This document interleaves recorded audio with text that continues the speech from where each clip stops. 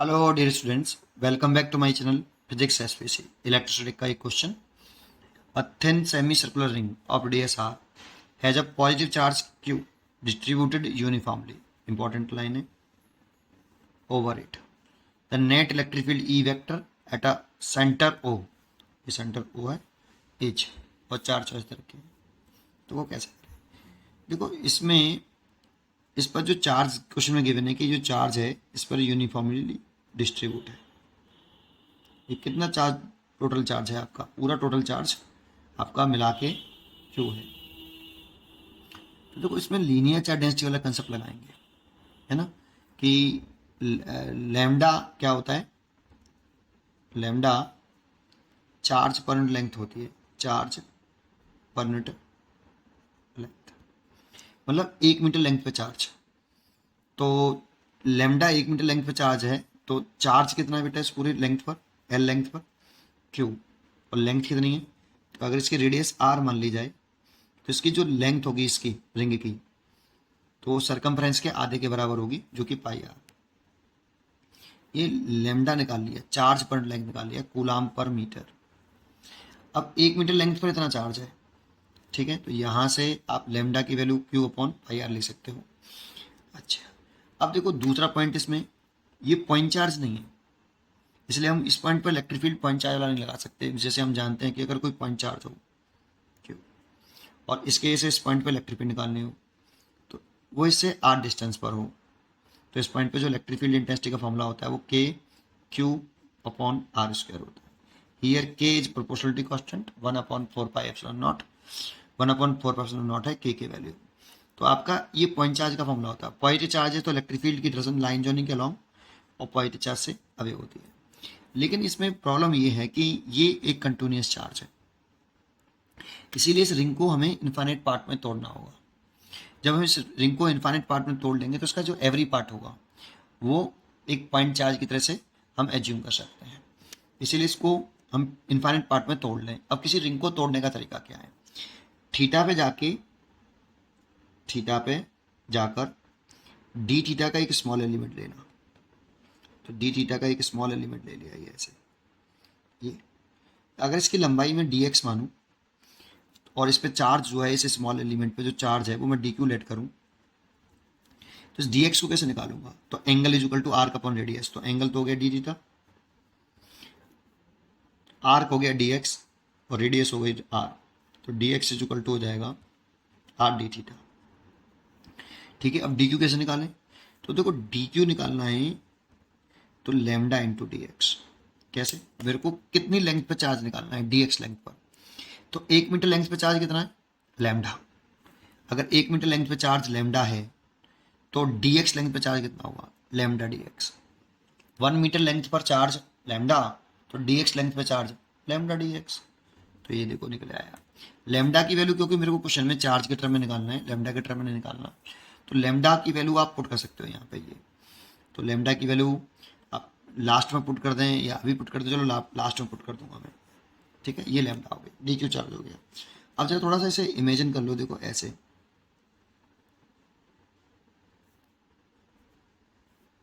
ये रिंग थी, ये रिंग का सेंटर था, थीटा पे जाके डी थीटा का एक एलिमेंट काटा था, तो ये एक पॉइंट चार्ज हो गया बेटा। ठीक है, इसकी रेडियस आर है, ये पॉइंट ओ है, और इस पॉइंट चार्ज की जैसे इस पॉइंट पर हम इलेक्ट्रिक फील्ड निकाल सकते हैं, ये आ गई डी ई।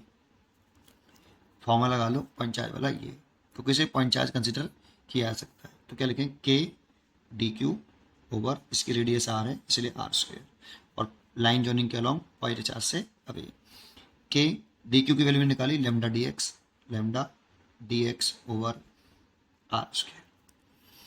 अब देखो, ऐसे स्मॉल एलिमेंट इसमें बहुत सारे होंगे, और बहुत सारे होंगे तो ये इलेक्ट्रिक फील्ड एक वेक्टर क्वांटिटी है, इसीलिए इसका इंटीजन नहीं कर सकते सीधा, क्योंकि इंटीजन का मतलब क्या होता है कि जब भी किसी ऑब्जेक्ट को इनफाइनाइट पार्ट में तोड़कर अगर हमें ऐड करना हो तो मन में ख्याल इंटीग्रेशन का आना चाहिए। जब भी किसी ऑब्जेक्ट को इनफाइनाइट पार्ट में तोड़ना पड़े, तो मैंने देखो इस रिंग को इनफाइनाइट में तोड़ना पड़ा, अब मेरे को टोटल इलेक्ट्रिक फील्ड निकालना तो ऐड करना पड़ेगा। लेकिन ऐड करने का मतलब होता है कि ऐड करना चाह रहे हैं तो ये वेक्टर क्वांटिटी है बेटा, स्केलर होती तो सिंपली ऐड कर सकते थे। इंटीग्रेशन करते हैं तो इंटीग्रेशन करने का मतलब ऐड करना ही है। है ना। और अगर लेकिन ये क्वांटिटी वेक्टर है, और वेक्टर है तो वेक्टर क्वांटिटियों को तब ऐड कर सकते हैं जब उनकी डायरेक्शन सेम हो। अपोजिट होते तो सब्ट्रैक्ट करते हैं नेट इलेक्ट्रिक फील्ड निकालने के लिए, किसी एंगल से तो फॉर्मूला लगाना पड़ता है रूट के अंदर, E1 का स्क्वायर प्लस E2 का square plus 2E1 E2 cos theta. लेकिन बेटा ये वेक्टर क्वांटिटी है, इसलिए जब भी वेक्टर क्वांटिटी आ जाए तो पहले डायरेक्शन चेक कर लेनी चाहिए। तो देखो यहाँ पर अगर दूसरा एलिमेंट ले लेंगे तो उसकी वजह से डी की डायरेक्शन ऐसे आ जाएगी, तो डायरेक्शन सेम नहीं है। तो उस सिचुएशन में हमें इसे कंप्यूट कर लेना चाहिए। क्या कर लेना चाहिए? कंपोनेंट। तो कंप्यूट कर लो इसके। अगर ये थीटा है तो ये भी थीटा होगा, और ये थीटा है तो ये वाला कंपोनेंट जो होगा ये होगा डी ई कॉस थीटा, और ये वाला जो कंपोनेंट होगा ये होगा डी ई साइन थीटा। ठीक है, तो देखो ये एक्स कंपोनेंट हो गया और ये वाई कंपोनेंट हो गया। तो एक्स कंपोनेंट में इलेक्ट्रिक फील्ड निकालें, total e x is equal to integration d e cos theta, और वाई कंपोनेंट में टोटल इलेक्ट्रिक फील्ड निकालें तो e y is equal to integration d e sine theta. ये एक्स कंपोनेंट का total electric field और ये y component में electric field. तो इंटीग्रेशन डी ई की वैल्यू पुट करते हो के लैम्डा ओवर आर स्क्वेयर, है ना, और डी एक्स की वैल्यू पुट नहीं करी अभी आपने, डी एक्स की वैल्यू पुट कर दो भाई यहाँ, डी एक्स की वैल्यू ये आर डी थीटा। तो यहाँ डी एक्स की जगह पे लिखो आप लेमडा आर डी थीटा, ऐसे सही है डी एक्स की वैल्यू पुट करके। तो k lambda r d theta, ये तो डी की वैल्यू हुई k lambda r d theta upon r square, और डी कॉस थीटा ऐसे यहाँ पुट कर दें तो k lambda r over r square और साइन थीटा और डी थीटा, एक आर से एक आर कैंसिल और एक आर से एक आर कैंसिल।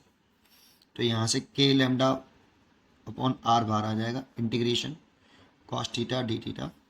ऐसे यहाँ पर ई वाई इक्वल टू के लेमडा बाई आर बाहर आ गया, integration sine theta D theta. Limit put करें तो देखो यहाँ पर पूरी रिंग की से आपको टोटल इलेक्ट्रिक फील्ड निकालना है, तो इस जगह पे थीटा कितना? 0। ये यहीं से तो एंगल बनाया है इसी जगह से, तो इस जगह पे थीटा 0 होगा, और जब पूरा घूम जाएंगे यहाँ से यहाँ तक तो थीटा कितना हो जाएगा? पाई। अगर सेंटर से थीटा बनाते हैं तो यहाँ पे 0 मानेंगे, फिर इधर की तरफ प्लस के पाई बाई 2 और इधर की तरफ माइनस के पाई बाई 2, माइनस के pi by 2 plus pi by 2 ऐसे करते हैं, है ना। तो मैं आपका ऐसा कर रहा हूँ, यहाँ पे 0 और यहाँ पाई, तो 0 से मैंने यहाँ पे से एंगल 0 माना है, थीटा माना है, 0 माना है, ठीक है। थीटा 0 से पाई और 0 से पाई ऐसा। अब इंटीग्रेशन कर दो के लेमडा ओवर आर, और कॉस थीटा का इंटीग्रेशन होता है साइन थीटा और 0 टू पाई, और ई वाई निकालें तो k lambda over r cos theta का इंटीग्रेशन होता है minus k cos theta, limit 0 to pi. Next page पे करते हैं। तो आपका ई एक्स जो एक्स कंपोनेंट है, ई एक्स ये आ रहा है k lambda by r sine pi minus sine 0। तो इसकी वैल्यू देखो, साइन पाई की वैल्यू 0, साइन 0 की वैल्यू भी 0, तो ओवरऑल ये एक्स कंपोनेंट तो 0 है बेटा, इसका होना भी चाहिए, क्योंकि अगर इसके हम यहाँ पे एक स्मॉल सेगमेंट मानते तो उसका डी ऐसे आता, उसका कंप्यूट करते तो डी कॉस थीटा इधर आता और डी साइन थीटा नीचे, तो डी कॉस थीटा कैंसिल हो जाता, तो हॉरिजॉन्टल कंप्यूट कैंसिल हो जाएंगे सारे, सिमेट्री है यहाँ पे। लेकिन निकालना ऐसे चाहिए हमेशा, सिमेट्री नहीं थी, इसमें सिमेट्री है, क्वार्टर रिंग बना लो तो सिमेट्री नहीं रहेगी, है ना, इसीलिए ऐसे करना। तो ये हो गया आपका ई एक्स, और ऐसे ई वाई निकालें अगर हम इज इक्वल टू, यहाँ पे सॉल्व कर लो, माइनस तो साइन बाहर निकाल लिया, के लेमडा बाई आर और वैल्यू पुट कर दी कॉस पाई माइनस कॉस 0, तो माइनस का के लेमडा बाई आर, इसकी वैल्यू -1, इसकी वैल्यू +1, तो माइनस के 2 तो माइनस माइनस प्लस के 2, 2 के लेमडा बाई आर। क्योंकि हमें लेमडा के टर्म में नहीं चाहिए ये, हमें चाहिए क्यू के टर्म में, तो लेमडा की वैल्यू भी पुट कर सकते हो आप यहाँ, 2 के लेमडा की वैल्यू है क्यू ओवर पाई आर, तो पहले 2 के बाई आर इंटू लेमडा की वैल्यू है पाई आर, तो ये हो गया आपका। और देखो एप्सिलॉन नॉट के टर्म में चाहिए तो के प्रोपोर्शनलिटी कांस्टेंट है, उसकी वैल्यू भी पुट कर लो। चलो अभी पुट करता हूँ, तो 2 और के क्यू पहले से सही कर लेता हूँ, पाई आर स्क्वायर ऐसे, और यहाँ पे रेडियस स्मॉल आर मान रखी है मैंने, कैपिटल आर मान लिया, आप स्मॉल आर का लेना, कोई दिक्कत नहीं, ठीक है। चलिए के की वैल्यू और पुट कर देता हूँ, 2 k q over 4 pi epsilon naught into pi r square. तो 2 से 2 कैंसिल, तो ले सकते हो q upon pi epsilon naught, two pi epsilon naught pi square हो गया, पाई रहा और पाई रहा, और आर स्क्वायर। इतना इलेक्ट्रिक फील्ड आया अलोंग वाई एक्सिस। अब इसे वेक्टर फॉर्म में लिखना चाहें तो आप सोचिए, क्योंकि ये पॉजिटिव एक्स एक्सिस है आपकी, ये पॉजिटिव आई कैप, और ये तो इधर की तरफ डायरेक्शन आ रही है बेटा आपकी नेट इलेक्ट्रिक फील्ड की, ई वाई इधर आ रहा है, और इधर की तरफ ये नेगेटिव जेड एक्सिस है, देखो नेगेटिव माइनस के जे कैप होगा, वाई एक्सिस है, नेगेटिव वाई एक्सिस है। तो वेक्टर फॉर्म में अगर इसे लिखना चाहें तो E vector equal to E X I के प्लस ई वाई और माइनस के जे के, क्योंकि आपका जो नेट इलेक्ट्रिक फील्ड आ रहा है वाई एक्सिस में वो नेगेटिव वाई एक्सिस में है, इसीलिए माइनस का जे के है।